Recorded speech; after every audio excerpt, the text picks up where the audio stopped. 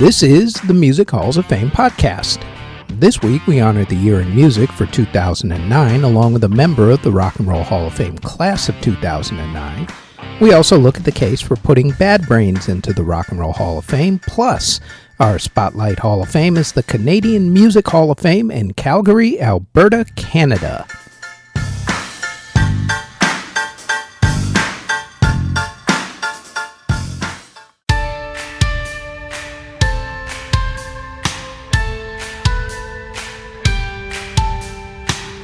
Before we get going with the podcast, like everyone tells you, please like, subscribe, and hit the notification bell so you'll know when these podcast episodes drop, which is usually every Thursday.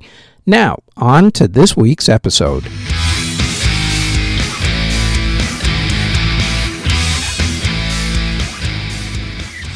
The year was 2009. In music, the major story of the year was the death of Michael Jackson. BET did a tribute to him, which was passable at best.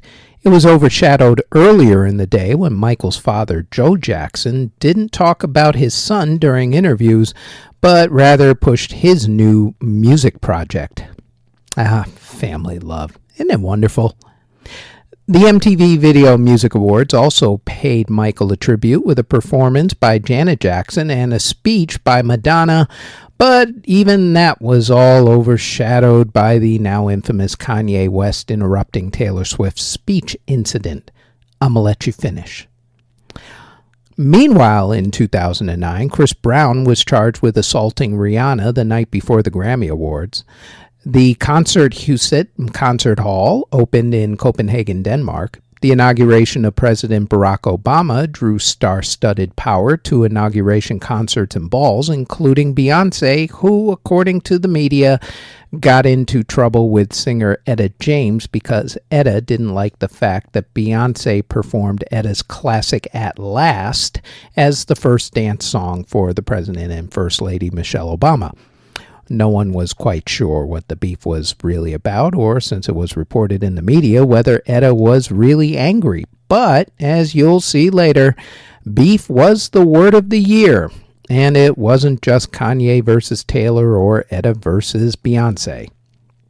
The biggest album of the year in America was Taylor Swift's Fearless. The biggest album of the year worldwide, however, was Britain's Got Talent contestant Susan Boyle. Other big albums were by U2, Lady Gaga, Eminem, Michael Bublé, Andrea Bocelli, Jay-Z, the Black Eyed Peas, Kings of Leon, the Hannah Montana movie soundtrack, and 3 of Michael Jackson's albums. Death is always a great career move. You're just not around to enjoy the benefits, that's all. Michael Jackson was the biggest selling artist of the year, selling 35 million copies of his albums worldwide right after his death, along with his documentary, This Is It, becoming the biggest documentary of all time up to that point, making over $250 million. 2009 was also Lady Gaga's coming out party, with 3 of the biggest hits of the year being Just Dance, Telephone, and Poker Face. The Black Eyed Peas also had a big year with Boom Boom Pow and I Got a Feeling. Other best-selling singles of 2009 included Beyoncé's Single Ladies, Taylor Swift's Love Story, and also You Belong With Me, Flo Rida's Right Round, Jason Mraz's I'm Yours, Kanye's Heartless, and All American Rejects' Give You Hell. In country music, Garth Brooks came out of his self-imposed exile to start a 5-year Las Vegas residency. Big albums were released by Brad Paisley, Miranda Lambert, Martina McBride, Tim McGraw, Carrie Underwood, Toby Keith, Keith Urban, the Hannah Montana movie soundtrack, and 2 greatest hits albums from Kenny Chesney and Brooks and Dunn. Having big hit singles in 2009 were Taylor Swift's You Belong With Me, Sugarland's Already Gone, Lady Antebellum, now known as Lady A, with their song I Run To You, Kenny Chesney's Out Last Night, Toby Keith's God Love Her, Darius Rucker's It Won't Be Like This For Long, Jason Aldean's Big Green Tractor, Alan Jackson's Country Boy, Carrie Underwood's Cowboy Casanova, Rascal Flatts' Here Comes Goodbye, George Strait's River of Love, Blake Shelton's She Wouldn't Be Gone, Keith Urban's Only You Could Love Me This Way, and the Zac Brown Band's Toes. In hip-hop, it was the year of beef, as you had 50 Cent versus Rick Ross, Beanie Siegel and 50 Cent versus Jay-Z, Method Man versus Joe Budden, Young Jeezy versus DJ Drama, Trina versus Kia, Soulja Boy versus Bow Wow, because absolutely none of them learned from the Tupac-Biggie beef that killed the both of them. For instance, Joe Budden was physically attacked by Method Man's fellow Wu-Tang Clan member Raekwon a few months after the beef started. Bunch of idiots. Ending beef that year, thankfully, were The Game and 50 Cent, while Soulja Boy tried to end his beef with the New Boys. Didn't work out, though. Musically, Drake released his mixtape, So Far Gone, which had the song Best I Ever Had. Eminem's Crack a Bottle and Flo Rida's Right Round both hit number one, but the biggest and probably most enduring hip-hop song from 2009 was Jay-Z and Alicia Keys' New York City anthem, Empire State of Mind. Other hits were Jay-Z and Rihanna's Run This Town, Fabulous's Throw It in the Bag, Kanye's Heartless, Lil Wayne's Prom Queen, T.I.'s Dead and Gone, and Kid Cudi's Day and Night. Big albums that year were released by Eminem, Jay-Z, 50 Cent, Rick Ross, Young Money, Jadakiss, Kid Cudi, Fabulous, Gucci Mane, and UGK. EDM started to become more mainstream, mainly due to David Guetta helping to produce the Black Eyed Peas album and also his song with Kelly Rowland, When Love Takes Over, making way for other artists to want to work with EDM producers, and all of that led to the EDM explosion only a couple years later. Big EDM albums of the year included Deadmau5's For Lack of a Better Name, Major Laser's Guns Don't Kill People, Lasers Do, The Prodigy's Invaders Must Die, Calvin Harris's Ready for the Weekend, and Moby's Wait for Me. Other dance hits besides the Black Eyed Peas' I Got a Feeling and Boom Boom Pow were Cascade's Move for Me, Dizzy Rascal's Dirty Cash, LaRoe's Bulletproof, Axwell and Ingrosso's Leave the World Behind, Deadmau5's EDM classic Ghosts and Stuff, Cascada's Evacuate the Dance Floor, Fetty Legrand's influential dance track Put Your Hands Up for Detroit, I Love This City, David Guetta's Memories and also Sexy Bitch, his song with Akon, Boys Noise's Jeffer, Christine W.'s Be All Right, while Lady Gaga owned the dance floor with 3 different hits that we mentioned earlier. The top 10 DJs on DJ Mag's Top 100 DJs poll for the year were Armin van Buuren, Tiesto, David Guetta, Above and Beyond, Paul Van Dyk, Deadmau5, Ferry Corsten, Marcus Schultz, Gareth Emery, and Sander Van Doorn. In Latin music, the biggest artists of the year included Aventura, who also had the biggest album of the year, Banda El Recodo, who had the biggest single of the year, Wisin and Yandel, Luis Fonsi, Vicente Fernandez, Daddy Yankee, El Trono de Mexico, Nesty, Ricardo Orjoño, and Tito El Bambino. On May 12, 2009, at a White House event celebrating poetry, Lin-Manuel Miranda tried out an idea he had by rapping about Alexander Hamilton. The response that he received inspired him to flesh out his idea some more, and that idea became the blockbuster Broadway sensation Hamilton, which came to Broadway in 2015. Meanwhile, on Broadway, the 2009-2010 Broadway season was the first season that total box office grossed over $1 billion. Musicals or revivals of musicals that opened in 2009 included 9 to 5, the musical, Bye Bye Birdie, Fella, Guys and Dolls, Irving Berlin's White Christmas, Hair, Memphis, the musical, Rock of Ages, and West Side Story. Bands who formed in 2009 included AWOL Nation, Basement, Diddy Dirty Money, Duck Sauce, Foster the People, Icona Pop, 21 Pilots, Nick Jonas and the Organization, and Zed's Dead. Bands that broke up in 2009 before their inevitable reunions or announced their hiatus included All Saints, Love and Rockets, Live, Blue Cheer, Danity Kane, The Divinals, EMF, Oasis after yet more beef between the Gallagher brothers, Peter, Paul and Mary, Fall Out Boy, Hanoi Rocks, The Verve, Violent Femmes, Stereolab, and Escape. Bands that either reunited or came back from extended breaks included the Bee Gees, Blink-182, Cinderella, Creed, The Cranberries, Faith No More, House of Pain, Johnny Hates Jazz, Mott the Hoople, Mr. Big, Fish, The Plastic Ono Band, Public Image Limited, Skunk Anansi, Spandau Ballet, Wang Chung, Sublime, and the Jacksons.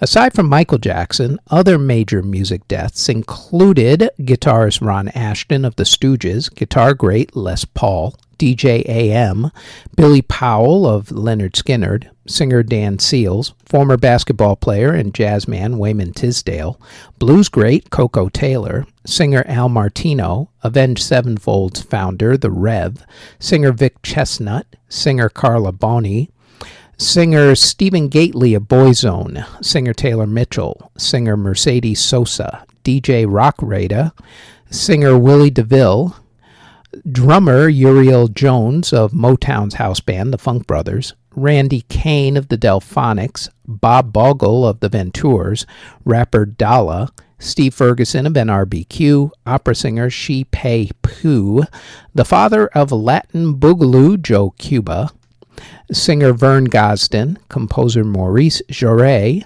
singer Elaine Bachung, singer Hank Lachlan, Lux Interior of the Cramps, Dewey Martin of Buffalo Springfield, and Mary Travers of Peter, Paul and Mary.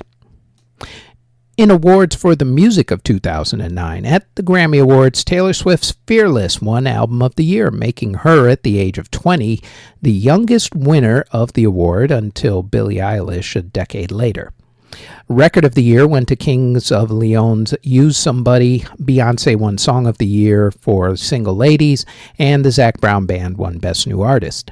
At the MTV Video Music Awards, Beyoncé won Video of the Year for Single Ladies, although, as mentioned before, Kanye stole the show and not in a good way. At the American Music Awards, Taylor Swift won Artist of the Year. The Billboard Music Awards weren't held that year. Lady Gaga's Born This Way won Favorite Album, and Katy Perry and Kanye's song E.T. won Favorite Song at the People's Choice Awards. Taylor Swift won Entertainer of the Year at the Country Music Association Awards and also won Entertainer of the Year at the Academy of Country Music Awards.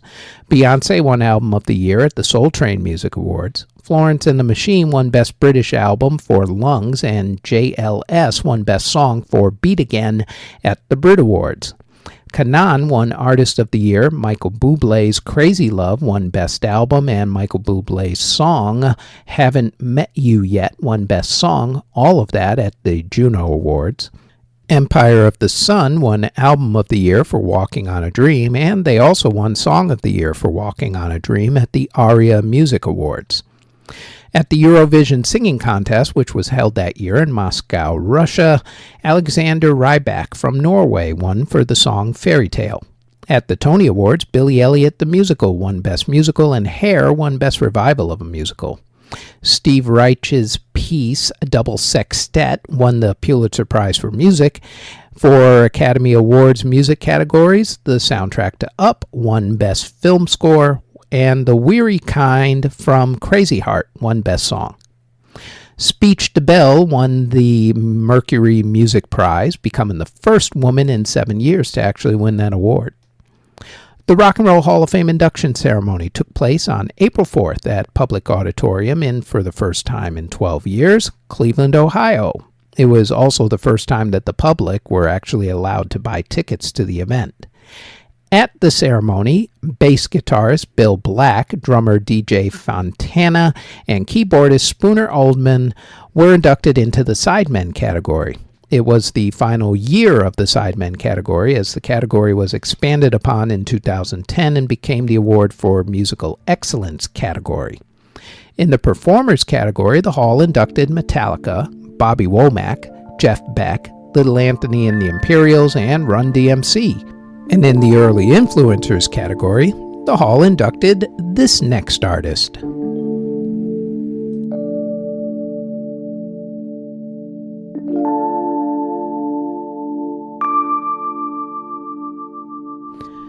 Wanda Jackson was born on October 20th, 1937 in Maud, Oklahoma. When she was 5, her family moved to Los Angeles, California in order to make a better life for themselves. When she was 6, Wanda's father, who was a musician, taught Wanda the guitar, as she had been singing since she was practically out of the womb. And soon, with lessons from her father and other people, Wanda was good enough to start playing with her father on stage. When Wanda was 9 years old, her family moved back to Oklahoma, this time to Oklahoma City. She started singing in churches and around the city, and then she auditioned for the local radio station KPLR, where she hosted a radio segment. In 1952, country music singer Hank Thompson heard her radio show and invited her to perform on stage with him. That, in turn, led to a regular gig performing with Merle Lindsay's band, and she was still in high school all throughout this entire time. While she was performing and eventually recording with both Hank and Merle, her first opportunity at a solo recording contract came. That was with Capitol Records, who eventually rejected her, saying that, quote, "girls don't sell records," end quote. Decca Records eventually signed her, and she and her family moved back to Los Angeles in order for her to record. Her first hit was a country music song with her Hank Thompson bandmate Billy Gray called "You Can't Have My Love," which went to number 8 on the country music charts. Instead of going into her career full blast, though, Wanda decided to go back to high school for her senior year.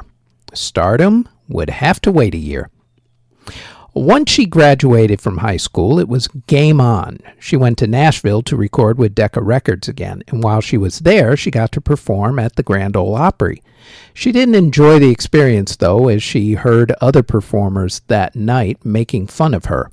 And soon she started touring, with her father quitting his job and becoming her road manager.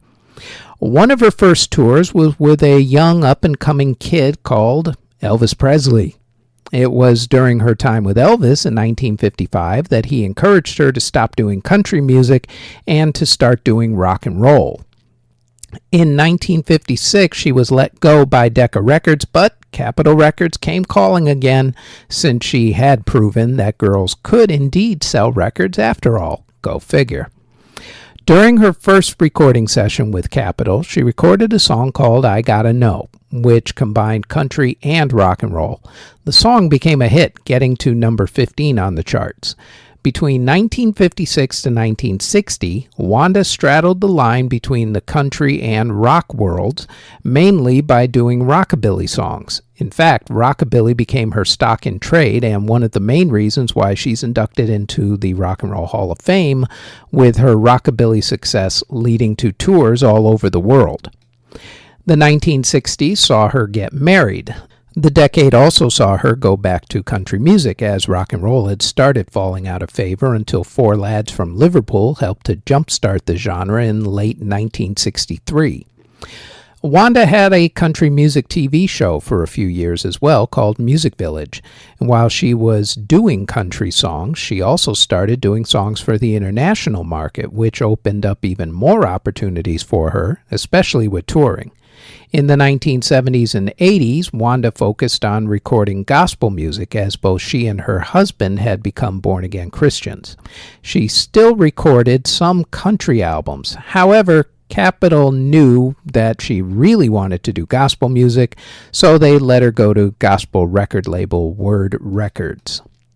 In the late 1970s, Wanda temporarily quit the entertainment industry, moved the family to Texas, and became a stay-at-home mother. That didn't last too long, and the family moved back to Oklahoma and got back in the game. She also started riding the rockabilly revival wave in the 1980s, right up into the late 2010s when she decided to finally retire from recording and touring after having suffered a stroke in 2018. She did manage to create some great work with artists such as Jack White during this past decade, though. Wanda Jackson is known as the Queen of Rockabilly and was one of the first popular female rock and roll performers. Female artists as well cite her as a major influence on them, including Pam Tillis in the country genre and Rosie Flores in the rockabilly genre. Bruce Springsteen and Bob Dylan have also said that Wanda was a huge influence, and Elvis Costello was so influenced by her that he even wrote a letter to the Rock and Roll Hall of Fame in support of her being inducted. Wanda Jackson has released 44 studio albums, 4 live albums, 2 box sets, and 37 compilation albums. She also released 81 singles, with much of her chart success coming in the 1960s and 70s. Wanda was nominated for 2 Grammy Awards. She has been inducted into numerous halls of fame and is included on many greatest artists lists. Presented for induction by singer-songwriter Rosanne Cash, Wanda Jackson, inducted into the Rock and Roll Hall of Fame class of 2009 as an early influencer, and we have put her music onto a playlist, the link to which is in the show notes.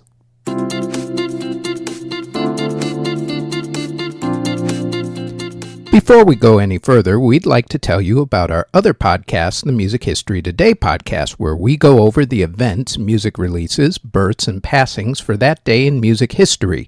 The Music History Today podcast drops each and every day, including on the weekends, on this channel, the Music History Today Network, and also on our Music History Today Network YouTube page. Now, back to the Music Halls of Fame podcast.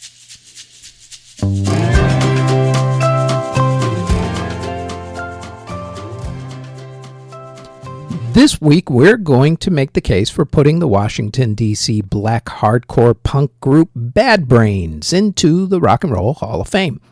The group started out as a jazz fusion band back in the mid-1970s and was one of the first all-black groups to play hardcore punk and mix it with reggae and funk, starting back in the early 1980s.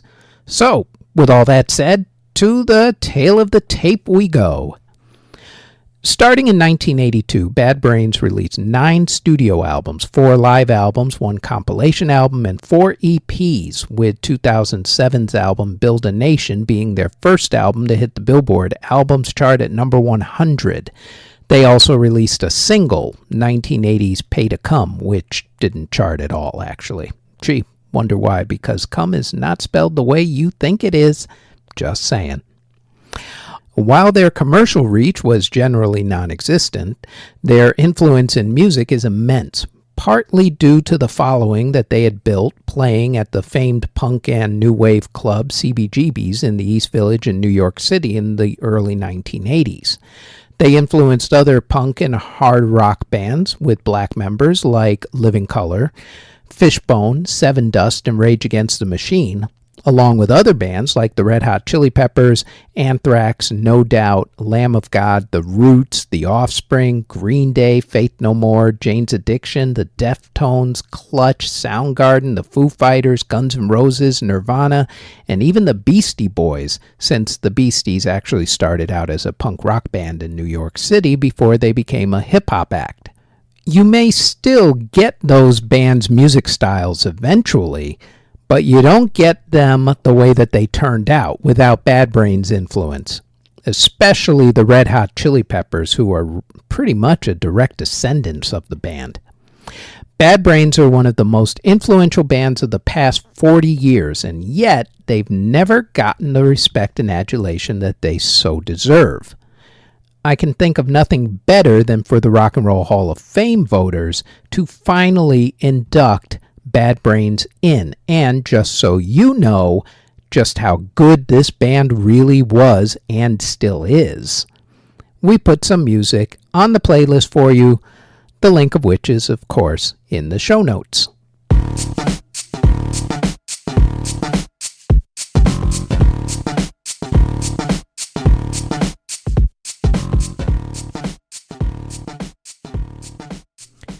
In America, the main lobby group for the recording industry and the one who gives out the Grammy Awards every year is the Recording Academy. Its Canadian equivalent is the Canadian Academy for the Recording Arts and Sciences. Their version of the Grammys are the Juno Awards. In 1978, the Canadian Academy started inducting groups into the Canadian Music Hall of Fame. The physical hall was opened in 2016 as part of the National Music Center on Level 5 of Studio Bell on 850 4th Street Southeast in Calgary, Alberta, Canada. The center is open Thursday to Sunday, 10 a.m. to 5 p.m. Price of admission is to pay what you can. As with everything these days, of course, check with their website for updated hours of operation. Studiobell.ca is its website, and we will throw that into the show notes for you. Unlike the Rock and Roll Hall of Fame, which normally has 6 or more artists inducted every year, depending on various category committees, the Canadian Hall usually only inducts one group into its hall per year. In fact, it's only inducted more than one artist per year, about 6 times since 1978. Corey Hart, that's his real name, not a stage name, was born on May 31st, 1962. He started out in the entertainment industry as a child singer at the age of 11, where he sang for Tom Jones. He also sang in the World Popular Song Festival in Tokyo, Japan, where he made connections with people like Grammy-winning singer-songwriter Christopher Cross. Back in Canada, he continued singing and went deeper into songwriting. On a whim, he contacted Billy Joel when Billy was in Montreal, Canada for a concert to see about getting some help making demo tapes. Hey, shoot your shot, kid. In this case, it worked. Billy was so impressed with Corey that Corey ended up going to Long Island, New York to cut his demo tape with Billy's backup band. Finally, when Corey turned 20 and after years of rejection, Corey got a recording contract with Aquarius Records. Corey's first album was called First Offense, released with 2 Canadian versions on November 11th, 1983. At first, the album didn't do too well. It started to pick up a little steam in Canada after a bit, but it was pretty much DOA in America. Aquarius Records even had problems finding representatives in America to push the album. And then they wisely decided to release the song Sunglasses at Night on January 21st, 1984. That song, with its now classic cheesy 1980s video, hit number 7 on Billboard's Top 100 Singles chart, was the 36th biggest single of 1984, and became a staple on 80s classic radio streaming stations worldwide. It also went top 40 in 4 other countries, including Canada. The album, First Offense, finally got its American release in 1984 and got as high as number 31. Back in Canada, the album and single garnered Corey 4 Juno Award nominations, winning 1 for Best Video. That cheesy 80s video with him wearing his sunglasses at night, of course. The follow-up single, It Ain't Enough, hit number 4 in Canada and number 17 in America. Corey's second album, Boy in the Box, was released on June 14, 1985. The album sold very well in Canada and got Corey 4 top 30 songs in Canada. Boy in the Box hit number 7, Everything in My Heart hit number 1, and Eurasian Eyes hit number 1. His biggest hit from that album, though, and the one that would win Corey the Juno Award for Single of the Year that year, was Never Surrender, which hit number 1 in Canada and number 3 in America. The previously mentioned songs from his album that did well in Canada didn't actually do too well in America, with Boy in the Box getting to number 26 and Everything in My Heart hitting number 30. After that, Corey had 5 more top 40 singles in America. 3 from his 1986 album Fields of Fire, 1 from his 1988 album Young Man Running, and 1 from his 1990 album Bang. In Canada, though, his career was a completely different story. In total, Corey had 31 top 40 singles. Out of those, 10 hit the top 10, including 1 as recently as 2018, with 3 of those 10 hitting number 1. He's been nominated for 20 Juno Awards and counting, winning 2. And even though he's known for only 2 songs in America, as far as classic radio stations are concerned, those songs being Sunglasses at Night and Never Surrender, he's far bigger in his home country of Canada, which is why he's inducted into the Canadian Music Hall of Fame. Corey Hart, inducted into the Canadian Music Hall of Fame in Calgary, Alberta, Canada in 2019. And we have his first couple of albums on our playlist, the link of which is in the show notes.